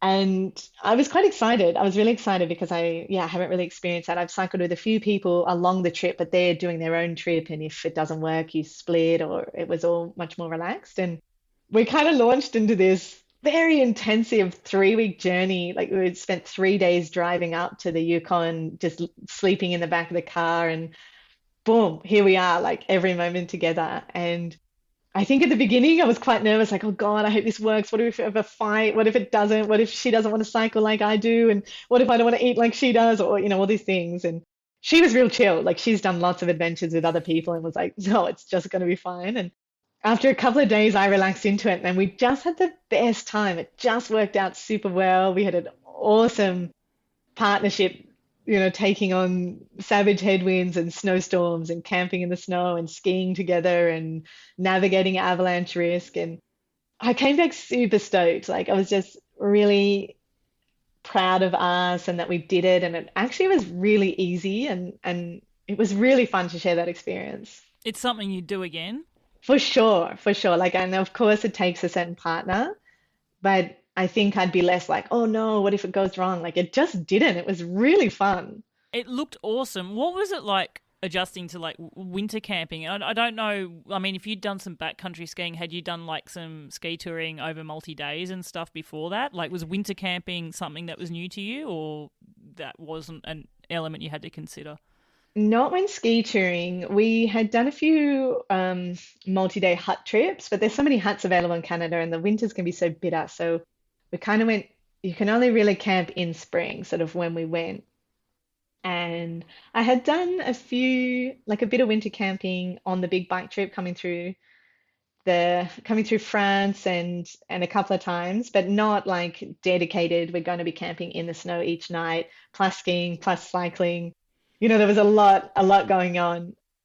Extra tired. I'm just thinking like extra tired, like the Yeah, leg burn, like your yeah, quads would be yeah, burning, and then you're on a bike, and then you're pitching totally. up a tent. God, you would have slept so solidly. Totally. And also like, digging out the platform and you have to solidify the snow so you can camp on it, it doesn't all melt and like shoveling after like a day of skiing and biking. And For sure. It was a big physical exertion. Were you eating heaps, or were you just like gaunt when you got back?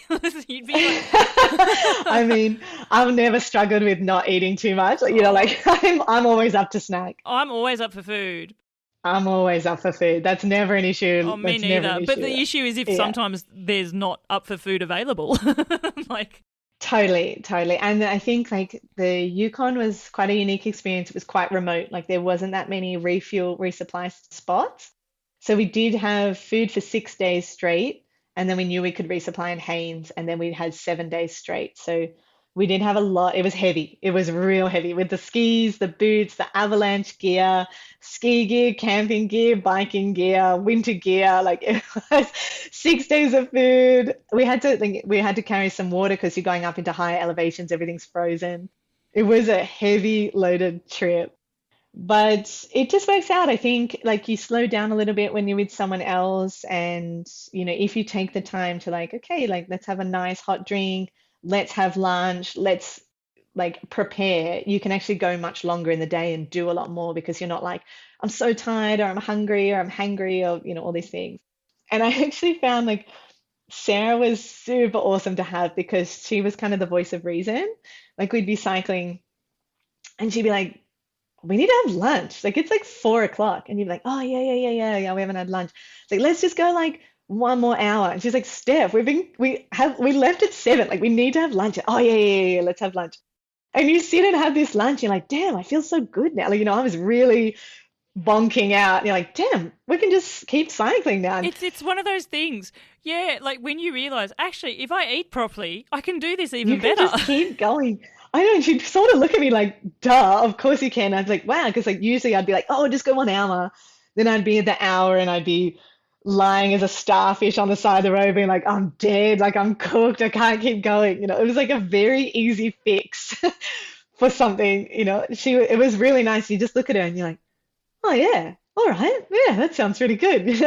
Thanks. You know how before you were talking about how you're happy to rough it and eat like Hmm. really cheaply and all that sort of stuff. I want to ask you a Hmm. question. Maybe it wasn't because of the amount of stuff you're hauling, but was there like a luxury bring you joy food item that you packed on this trip?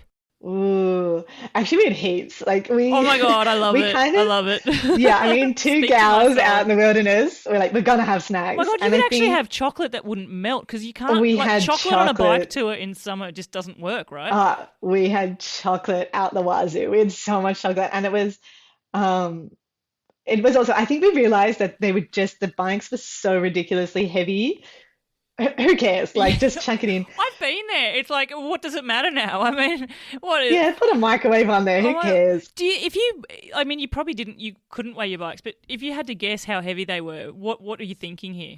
I think I would estimate they'd be 60 kilos. I think Wow. Lenny was about 55 kilos going fully loaded with food and water in Africa in like the more remote And areas. this was without skis and ski Those boots. ski boots are heavy. They're heavy. I Yeah. didn't have lightweight touring gear. Well, I had heavy alpine equipment. So they were heavy. And then like you said, so Sarah is a bit taller, and so with her bike frame, she was able to put her skis along the frame Horizontally. Yeah, I saw that. horizontal. Whereas I didn't, I had different bindings that were too chunky, and I'm too short that I couldn't get my legs on the So ground if they were between my legs. yours was like a little archway behind you. It's a ridiculous A-frame. My God, in the wind, how did that go? Uh, it was an absolute sail. It was the most sail. All I could do, like I should have just it was ridiculous. And you could feel it, like the whole back of the bike's getting pulled up, like kind of like a bucking bronco, and you're just like, no, this is the only way I could put them. I tried. And so it was just like this surrender to like, yep, you wanted to ski, so this is gonna be it. And it was really funny. It was ridiculous and funny and just like an You awesome go into a adventure. different mental sort of adjustment for that. But I need to take you back to the Yeah. food. Food luxury, Oh, chocolate the food, aside, yeah. what are we talking here? Okay, so there's this like, I mean, North America's like here for the chains, right? There's chain stores everywhere, and it's just crazy the amount of food that you can get. But they have this awesome shop called Bulk Barn, and it's like a bulk, yeah, it's maybe my favorite place. Bulk barn, Bulk okay. Barn, yeah. So it's bulk foods. It's like a giant warehouse of bulk foods. And we came across one on our way up and we're like, we better get bulk barn, like we better embrace this. So we got so bougie and got tiny little packets of everything yum in bulk barn. So we had like shredded toasted coconut, we had dried mulberries, dried With strawberries, your we had Bircher coconut milk muesli every powder. morning. Oh, I love 100%. So we it. had the snazzies. Usually you have got like the saddest oats that I end up calling gruel because it's just like water on plain They oats with are. maybe an apple and it's Yeah. just this glue you're trying to get down. We had these bougie granola breakfasts that we had and it had, oh, let's put a like sprinkling of toasted pepitas and a little bit of coconut and like, oh, this day I'm gonna have peanut butter powder in this one. And so like each morning we're like, like what flavor are you having this morning? I reckon your bike was 65 kilos easy. Oh, probably. It probably just chuck it all on. So we had lots of like really yum little treats that are so ridiculous. Like you couldn't get them anywhere else but here, but it was like the most luxurious little like treats that we'd have. Steph, there's an element, where type 2 fun, it's always awesome looking with the rose tinted glasses, but I could just, oh my God, it would have been extra level type 2 had you gone the gruel porridge The rim gruel. food, wouldn't you? And like not I having the hate extra. oats now. Yeah. Yeah, yeah. You got to have a bougie flair now. Like I think Africa ruined me for oats. Like I just look at them, I'm like, oh, I hate you. I hate you with all my might. Like no matter what you put in with oats, I hate them. So I'm willing to splurge for that $7 granola because I hate those oats so much. You've earned the splurge. Yeah, I think I've eaten probably like 40 kilos worth of plain oats in my life and I'm It done. was I'm something I done. discovered when I was in France, and you probably came across it. But like, in Australia, you've got like Uncle Toby's muesli, and you've got Yeah. porridge and all that sort of stuff, hmm and then you've got the quick minute ones that you do in the microwave, and then you hmm have granola and like toasted hmm muesli and different types. Well, Yeah. in France, all Yum. of their different types of muesli pretty much just come with chocolate. Like there's chocolate in there. Awesome. And it's like dark chocolate. Sometimes it's, Oh, milk yum. chocolate. I don't know whether they have white chocolate. I'm not a white chocolate fan, just by the by. No. But my husband and I, we were like, there's chocolate in like their breakfast. Like we're Yeah. not talking Cocoa Pops. We're talking like proper, like nice little decadent chunks Chunks. of chocolate. Yeah. So we Yum. buy it and we call it dessert muesli. And if we ever have it, we generally have Yeah. it at dinner time for dessert. Yeah, totally. I know the exact one. I bought the chocolate one too. It's real Oh yum. yeah, like every Yeah, it's and it's a really special chocolatey. but it's a special treat. It's not on every shop. It's like, oh, Yeah. do we want dessert muesli? It's sort of like Yeah, it's yeah. sort of like, oh, am I going to Little buy a treat. jar of Biscoff? And like Yeah, yeah, which I totally. just call crack because that never goes near bread. It's just it sometimes it doesn't even need a spoon. Spoon to mouth. I mean, me and Nutella, absolutely. Oh gosh. Well, like in France, it's like half a grocery aisle is dedicated to like Nutella. You can't find peanut butter to save Yeah, your life, but well, you can a bit now. But yeah. Anyway, we yeah, digress. But I do love that we've ticked the yeah. food box off. Yeah, we didn't starve. We definitely didn't starve. What an epic trip. And I love that, again, it's sort of like an evolution of adventure. And, in your scheme of things, like it's a 3-week trip. Like that's a chunky journey for a lot of people. hmm But 3 weeks, you could pack so much in and so much different Yeah, variety. And, oh absolutely. my gosh, both of you must have like an extra special bond now for 3 weeks as well. Yeah, I think it was just awesome. I think it was just really relaxed and like that confidence you have with someone else that you can go into like, yeah, challenging, cycling through blizzards, the whole like the bike packing thing where we spent one day counting down 50 kilometers to this cafe that we were dreaming of. We're going to get something hot. It was freezing and it was raining and we got there. Of course, it was closed just on a Tuesday. No, I've had this before And too. and we Oh, every kilometer we were like 49, 48, and it got there and we both just went, yeah, it's closed. And we kind of sat there in the rain eating our sad little nut no mix. dessert muesli then. No dessert muesli. We'd eaten all our bougie granola, like, but it was just this confidence, like, yeah, like we both get it. That's just how it goes. Instead of someone being like, I'm gonna have a mental breakdown now, like I don't want to go, I can't go anymore. It's just like, yeah, man, like we're just gonna have to keep rolling. Like this is it. So I Mm. think to have that confidence in each other is like, yeah, it's really nice. I feel like I could get into any situation with Sarah and it's pretty sweet. Do you think you'd ever do like a backcountry tour on your own? Like, is that sort of next step too far? Like Yeah, like as in backcountry skiing. both. Like, would you do what you did with Sarah on your own? I do the cycle route for sure. I think ski touring is very much a partnership sport. You're definitely in a team because you're carrying your beacon and you need someone to be able to dig you out if you get buried by an avalanche. So that's kind of like, I mean, people do it. It's just like the risk is sort of tenfold. Whereas if something happens, no one's coming to get you. Like if you get buried, that's it. Yeah. But I really enjoy ski touring for the teamwork and the partnership. And yeah, you're in kind of pretty hairy spots. You're looking at avalanches and you're looking at big cornices and you're trying to read the mountain. And it's just two little bodies together being like, okay, like, do you want to do this route? How do you feel? I think I really like to have someone else to bounce off. I'm still very much learning, and so is she. So to bounce our knowledge off each other was really important.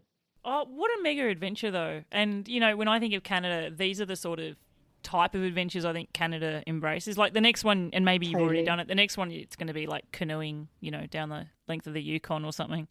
I know I haven't done a long distance canoe trip. I Or think you'll be that sounds pack really rafting, though, awesome. won't you? Like, Yeah, it could. Yeah, I mean that could be awesome. yeah. I mean, I know in Might have Canada to you've think got like about it. portages you got to think about, but I remember, I think it was Hmm. in Al Humphrey's book when he did the Yukon, something that he and his other friend who were bikepacking through, bike touring, realised was weight doesn't matter so much in a canoe in terms of when it's Yeah, in there. right. Yeah, Imagine how bougie true. you could get then. Oh, yum. Here you go. Just a yum When you trip. do it, reach out and say, Bella, I'm doing the canoe. I'm doing it. I've gone to the canoe. I've harnessed the water this time. Yeah, Absolutely. okay, I will. I mean, that could be a really awesome trip. Steph, I could speak to you forever. Like, I really could, because I know that we have only scratched the surface of so many things, as is the case, but I think there's just so much energy from this session, and I need to wrap it up, which sucks. Yeah, But yeah. three questions to quickly wrap it up. One is music related, and I know you've already got a song on the playlist, but you've been a guest twice now. You get to pick another song, and it's going to be the soundtrack to your Wow. adventures. I want to know, what song are you picking to represent you and your recent adventures? Since the big one's done. Yeah, since the big one's done. That is a hard one. That is a hard one. I kind of had a little look through my recent playlist. You know how I was saying like you associate the songs, Yeah. and a lot of them are kind of real slow, like indie. And I think this one, I'm gonna choose, which sounds bad, but I'm gonna choose "I Feel So Bad" by Kung, Ooh. and it's really jazzy. So it sounds like a it's not that as depressing as the title suggests, but it's this like very groovy song, and I keep singing it. Like, I think the thing that I'm having with Canada is there's so many adventures to be had in so many different sports. And like someone with my personality, I want to do them all the time. So like I get to like the middle of the week and my body's like so broken. I've just been on a mega mountain bike, a big run, I've been climbing, and I and then someone's like, "Hey, do you want to go on a big ride?" And you're like, "Oh, of course I do. Of course I do." So like I usually start the day out being like, "I feel so bad." Like your body's like, "Please God, Oh, I love please this. Oh, rest." I love it. Okay, I'm going to play it and think of And you doing that. And play then, it yeah. No, I will. I'll play it because loud and play it often. That sounds awesome. All play right. it loud and play it proud. I think it's about a love. Like it's not related at all, but I often sing it when my whole body feels like it won't go any further. And then you start grooving, you're like, "Oh no, I'm good. I'm warmed up. Like let's go." Oh, I've seen But you groove on some of your Insta reels. In fact, when you were backcountry tour, you had some cool head yeah. bobbing grooves going on there. That was Oh quite yeah. cool. I I love it. love a groove. Oh, I love it. Yeah, it was 50% cycling, 50% dancing. All right. Next question. It's actually a twist on the question I've asked you before because I changed it up late last year. And that Hmm. is, you were given a choice one day. You can choose to go left, but you are going to be on an endless, bumpy, rough, washboard corrugated road where there is not a smooth patch anywhere. And I mean bone jarring, proper corrugations. Oh, so savage. Or you can go right and you're going to be in a savage headwind. Which one are you going to choose? Oh, oh. Because you've had I'm experience of just like, this. Like yeah, I'm think of like imagining two Namibia or separate something like days. that. Yeah, exactly. I am. I'm thinking about the day and how nuts it made me. Okay, I'm going to go the savage headwind because the corrugations, they can do so much damage to your bike, and you're thinking like, oh, am I going to crack a rim? Is this going to break? Like, it's your body, your soul, but also your bike. So I'm going to take one for the team and save Lenny, and I'm going to shred my legs and my ears and head into the savage headwind. I'm going to play I Feel So Bad in my noise cancelling headphones, and I'm just going to try and get through as much of that terrain as I can. Oh Yeah, my gosh, I'm I going to love go it. right. I love it. Actually, it's Laura McMillan who told me I needed to change this up. Laura said to me, Oh, yeah? yeah, she said, no one's going to pick everyone's going to pick the climb, but you should ask them what they do if it's corrugations. I think she'd come off like really Yeah. nasty corrugations. Yeah, Like, she's an advocate. yeah. She'd be And so I have to say, anyone who has confident. proper experienced corrugations, like those proper corrugations, Yeah, yeah. totally. I think I got off, I remember a few days in Tanzania of just this absolute, yeah, bone jarring corrugated road. And I think I just like I didn't even know I was doing it. I got off after a few hours and just was like, I hate cycling. It had broken me. And then you're like, all right, I'll just get back on. Like, I feel like, so bad. Okay, there you go. I feel so bad. It does get you out of a lot of type 2 Oh, fun. no, I love it. All right, final question. And I love the answers to these, and I love them from people who've taken all different adventures. So I'm going to be interested to see what you say. And I just want you to finish this sentence for me. And it is, the best thing about taking a bike adventure is... The freedom. It's the freedom. Of course, it's the freedom. It's rolling away with any decision you want to make, and it's all just you, and you're out there with your little rolling mate, and that's it. It's the freedom. Yeah. To go anywhere you want. Oh, Steph, freedom's often a word that people use when they describe what they remember about the first bike they ever rode when they were like little kids. It was like feeling free and I could, yay. And like, but what you say, just, I feel it so deeply because it's what bike adventures bring me. It is that freedom. And like you say, you choose. Do you want the corrugations of the headwind or do you actually just want to do the climb? The climb, of course. Yeah, the climb. Definitely the climb. Yeah. It's the freedom. It's just you're out there, you're rolling free. The world's your oyster. The day's going to go any way you choose. It's the freedom. And with that, we wrap up another episode. Oh my goodness, Steph. It's amazing. I remember when I spoke to you the first time, I left feeling energized. And, it's probably, a year and a half since then. And yeah, it's been a while. Talking through what you've done, like you're continuing to pivot, to evolve, to shape different adventures. From hearing about the struggle that you had with, settling in one place and feeling not being able to do all the things. You want to do everything all at once, to building community, to finding a new adventure buddy and taking on ridiculous challenges, to hearing about bougie granola. I love this. I'm going to take that concept on. Oh, you got to get to a bog barn, mate. Oh, I know. I wonder what the French equivalent would be. I mean, I have pretty bougie boulangeries though, don't I? So. Oh, you've got boulangeries. I mean, oh that's my pretty gosh, sweet. do I what? Anyway, but it has just been so energizing and incredible to just hear someone talk with such genuine enthusiasm about their adventures that, like we said, the word energizing always comes up, but also to hear your wisdom come out from reflecting back and the lessons that you've learned and from trusting your instinct, trusting your gut to, once again, things will work out. There's so many adventures still left ahead of you. You've hinted at South America and Central America to come. Steph Devery, you're an absolute incredible human, a dead set legend. Thank you so much for sharing your stories and experiences here on the podcast again for us at Seek Travel Ride.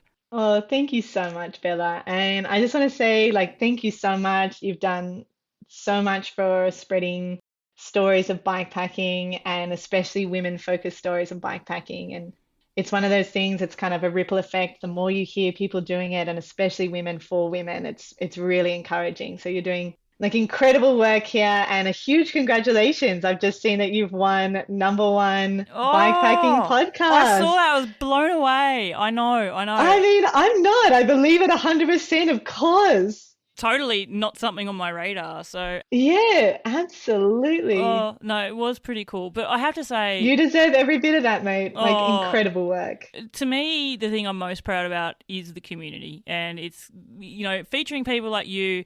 If we see it, we can do it. And I definitely champion women's stories. And when I get people get in touch with me, telling me they've listened to stories like yours and now they're doing the thing. That's what energizes me. So cool. Yeah. That's awesome. Oh, virtual high Yeah, so fives thank across you. to you. Yeah. And let's end it on the community. Thank you.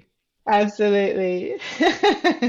Listeners, I don't know about you, but I am beyond energized, excited, and so keen to see Steph's future adventures unfold. She is an absolutely incredible human and someone who's pretty modest as well about what she does. She's not all about self-promotion and putting herself out there. And so I feel exceptionally lucky to have someone like Steph just sharing her awesome, genuine experiences there. From swimming in her undies in Monaco to eating bougie granola in snowstorms in Canada to everything in between, to MacGyver fixing her tent with duct tape that will fix anything. Duct tape will fix your soul, Steph. Never leave without duct tape. But more than anything, I hope that whoever is listening to this right now sees Steph as an example of what happens when you say yes to the possibility of adventure, to trusting your instinct and taking the road less travelled and embracing the journey. Thank you so much, Steph, for providing the inspiration. And listeners, if you have drawn inspiration and stoke for your own bikepacking adventures from the podcast and you want to show a little bit of appreciation, feel free to head to buymeacoffee.com/Seek Travel Ride, where you can buy me some virtual coffees, show your love for the show, tell me about your adventures, and help this independent podcaster out. And until the next episode, I'm Bella Malloy. Thanks for listening.